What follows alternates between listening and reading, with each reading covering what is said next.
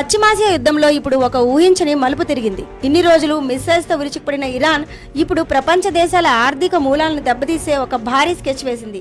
ప్రపంచంలోనే అత్యంత కీలకమైన హర్ముజ్ జలసంధి గుండా వెళ్లే నౌకల నుంచి భారీగా ఫీజులు వసూలు చేస్తామని ఇరాన్ ప్రకటించింది.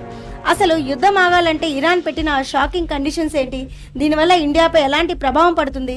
ఇరాన్ ఇజ్రాయెల్ మధ్య జరుగుతున్న ఈ యుద్ధం వల్ల గ్లోబల్ మార్కెట్ అల్లకల్లోలం అవుతుంది.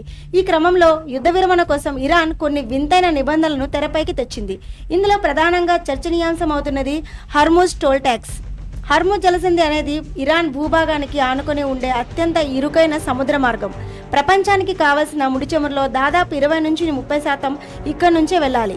ఇప్పుడు ఆ మార్గాన్ని వాడుకుంటున్నందుకు ఫీజు కట్టాలని ఇరాన్ డిమాండ్ చేస్తుంది. ఇరాన్ పెట్టిన ముఖ్యమైన కండిషన్స్ చూస్తే, ఫస్ట్ది షిప్పింగ్ ఫీజ్. హర్ముజ్ జలసంధిని దాటే ప్రతి కమర్షియల్ షిప్, ఆయిల్ ట్యాంకర్ ఖచ్చితంగా ఇరాన్కు ఫీజు చెల్లించాలి.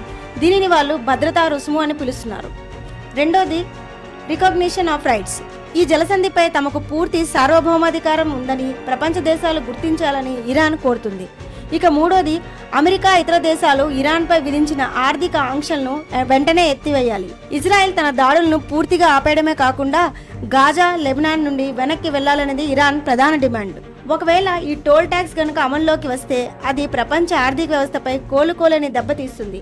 షిప్పింగ్ కంపెనీలు ఫీజులు కట్టాల్సి వస్తే ఆ భారం చివరకు వినియోగదారులపైనే పడుతుంది. దీనివల్ల పెట్రోల్, డీజిల్ ధరలు పెరగడమే కాకుండా సముద్ర మార్గం ద్వారా వచ్చే ప్రతి వస్తువు రేటు విపరీతంగా పెరిగిపోతుంది.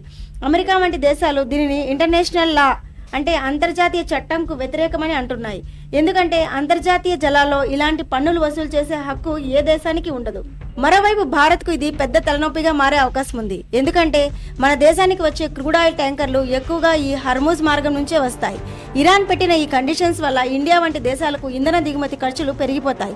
అయితే ఇరాన్తో మనకు ఉన్న దౌత్య సంబంధాల వల్ల మన నౌకలకు ఏమైనా మినహాయింపు ఉంటుందా అనేది వేచి చూడాలి. మొత్తానికి ఇరాన్ ఇప్పుడు యుద్ధ క్షేత్రం నుంచి ఆర్థిక క్షేత్రం వైపు మళ్ళింది. తుపాకులు ఆపాలంటే డబ్బులు కట్టండి అన్నట్టుగా ఉంది ఇరాన్ తీరు. మరి ఇరాన్ పెట్టిన ఆ కండిషన్లకు అమెరికా, ఇజ్రాయెల్ తలొగ్గుతాయా లేదా యుద్ధం మరికొన్ని రోజులు కొనసాగుతుందా అనేది వేచి చూడాలి.